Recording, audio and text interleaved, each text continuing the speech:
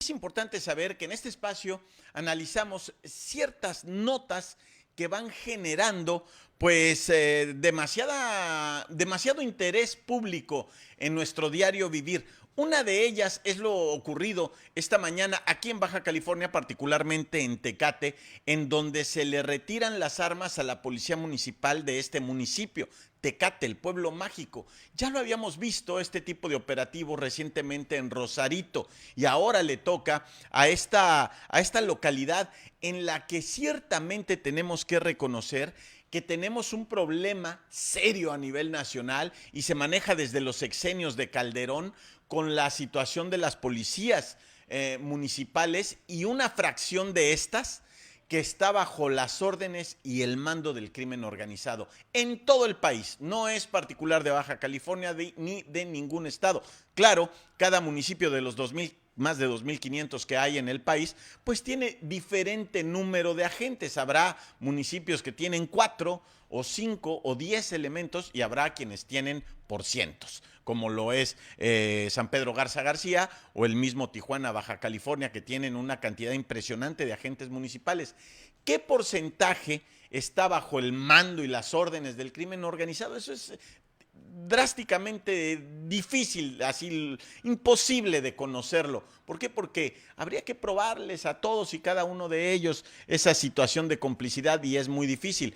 Y a través de calar sus armas de cargo, las prueban, les hacen pruebas de balística, saben si han participado o no en distintos eventos delincuenciales de la localidad donde lo hacen. Esto es muy común. Sin embargo, pues luego vemos que no hay detenidos. Entonces quiere decir que las policías municipales están limpias, como es el caso de Rosarito. Ahora vamos a ver si en Tecate no hay detenidos. Quiere decir que la policía municipal está limpia, ¿eh?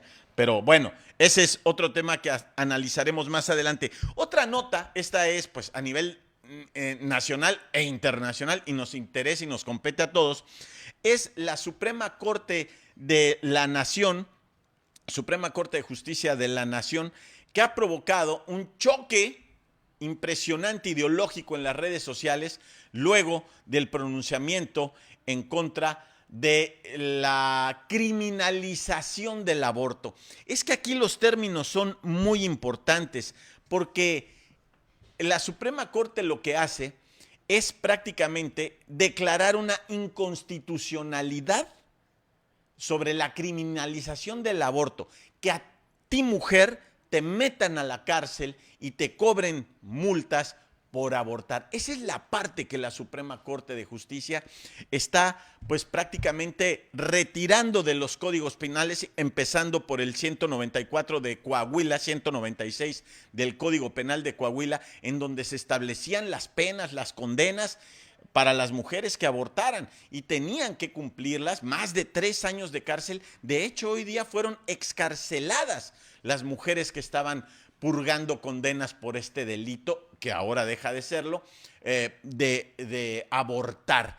La Suprema Corte de Justicia no despenaliza el aborto, descriminaliza y quita las condenas y quita las multas y quita, pero no los quita de los congresos, tendrán que serlos, sino desde la Suprema Corte en su función de hacer valer las leyes del Estado mexicano y su interpretación es lo que logra hacer la Suprema Corte.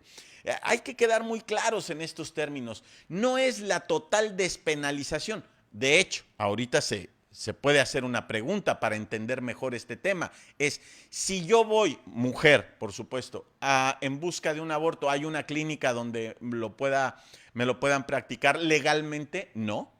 No, ¿por qué? Porque se tiene que ir a los congresos locales, al Congreso Federal, a las cámaras, para que suban estas propuestas de reformas de leyes, a la ley de salud, etcétera, etcétera. Es un proceso lo que se tiene que vivir. Y por supuesto que está la parte ideológica, la parte espiritual, la parte ético-moral de esto, que las diferentes religiones es por donde tienen que intervenir en sus feligreses, no en el Estado, no en la Suprema Corte. No pueden ejercer presión, o no deben, quiero decir, o la Suprema Corte de Justicia de la Nación, ni los congresos del Estado deberían dejarse intimidar por este tipo de presiones de grupos, porque no dejan de serlo así, de fieles que intentan imponer su ideología a un Estado, en este caso el Estado mexicano, que es quien tiene que actuar como actuó ayer la Suprema Corte y decir,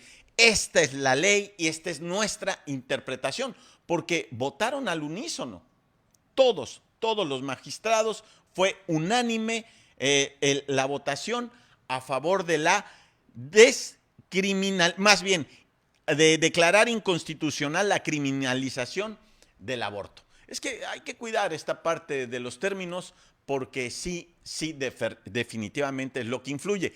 De hecho, el ejercicio que se está haciendo ahorita es definir exactamente cómo se va a manejar esta situación de aquellas mujeres que decidan sobre su ser, sobre su cuerpo y que tienen todo el derecho. Ahora, yo sé que aquí la parte ética, filosófica, religiosa puede intervenir y decir, y entonces, ¿cuáles son los derechos del no nato? Va a haberlos, tiene que haberlos, para eso están los congresos ahorita, trabajando intensamente en propuestas de reformas de ley. Tiene que ser así. Y ahí es donde hay que cuidar. Siempre hay que estar pendientes de que las cuestiones religiosas, las cuestiones de fe estén en su área. Y los derechos de los ciudadanos otorgados por el Estado sean firmes y no sean influenciados por otro tipo de ideologías. Pero bueno, hasta ahí este tema que es controversial y que hay que analizarlo y hay que enfrentarlo, hay que debatir. Si usted no está de acuerdo, para eso están las cajas de comentarios y los espacios para opinar. Esto es fabuloso, lo que estamos haciendo ahorita es diálogo abierto y ahí ustedes pueden opinar y decir si están de acuerdo o no. El Estado mexicano ayer tomó una decisión. No es la adecuada con las ideologías religiosas, completamente respetable, y qué bueno que esas ideologías religiosas trabajen en sus feligresías para que no cometan desde ese punto de vista, atrocidades. Sería muy bueno, pero es trabajo independiente, separado.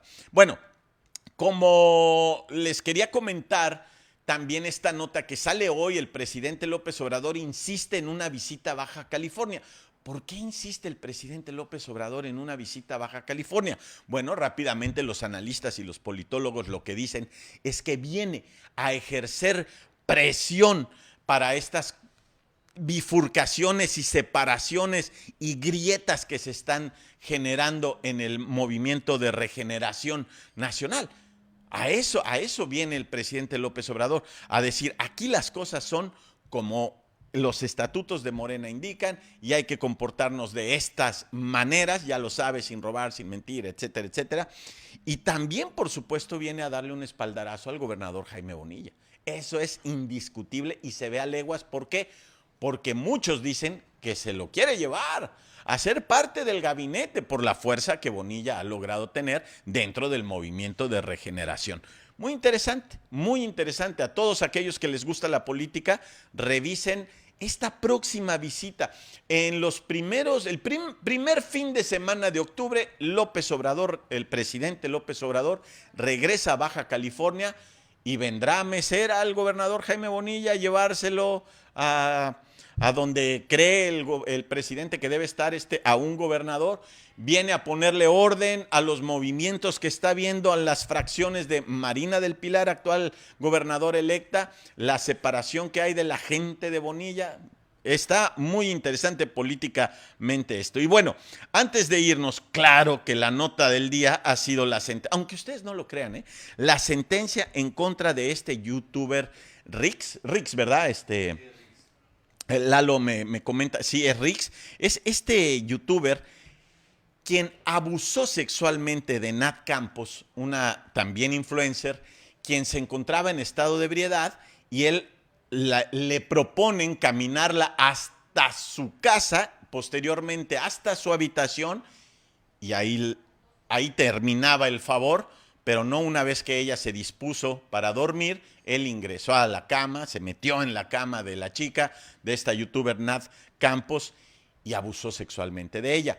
Ella en su ebriedad y su turbulencia recuerda hechos con los que está perturbada por más de 6 meses hasta que se decide en enero hablar, abrirse y hacer la denuncia. Aquí está lo importante, la denuncia, pero la denuncia a través de los ministerios correspondientes.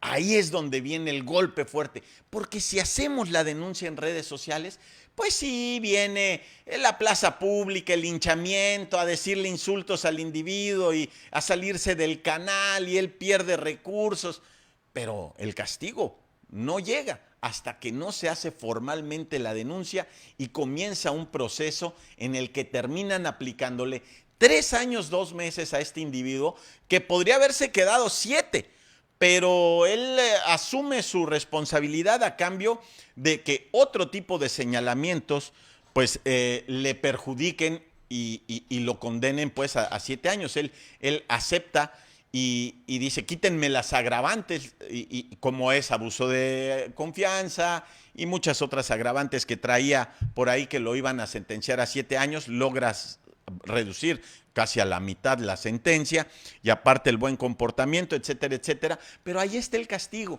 Y esto lo que nos enseña y por lo que se convierte en una nota muy importante del día y no solamente un chisme de youtubers como hay tantos, en realidad lo que estamos viendo es que hoy se tiene que entender así de claro que no, porque una persona, sexo indistinto, una persona esté en tu habitación en estado de ebriedad, quiere decir que quiera tener relaciones contigo. Hoy las relaciones sexuales con otra persona solamente pueden ser de una manera, consensuadas, que los dos estén de acuerdo. Si hay un no de por medio en cualquier momento, cuidado, ahí hay unas rejas esperándote si insistes. A un no hay que parar inmediatamente y cuestionar. ¿Esto es consensuado o no? Así de frío, así de directo, porque ahí están las rejas esperando a todos aquellos que crean o sigan creyendo que por el simple hecho de que una persona se pasó de copas, está en una habitación a solas con otro individuo, pueden o quieren tener sexo con esa persona. No, estamos mal y necesitamos cambiar esa manera de pensar. Hoy el sexo solo podrá ser consensuado a partir de ya. Y eso tendría que haber sido siempre, pero estamos aprendiendo a conducirnos de otras maneras, otra cosa que tenemos que aceptar. Y bien, nos despedimos. Muchísimas gracias por apoyar este canal, el Medio MX, el Reportero del Barrio, en YouTube, en MAF Noticias. Gracias por apoyarnos. Estamos empezando y creciendo y desarrollando. Por eso le preguntamos siempre a Lalo, ¿cómo estuve?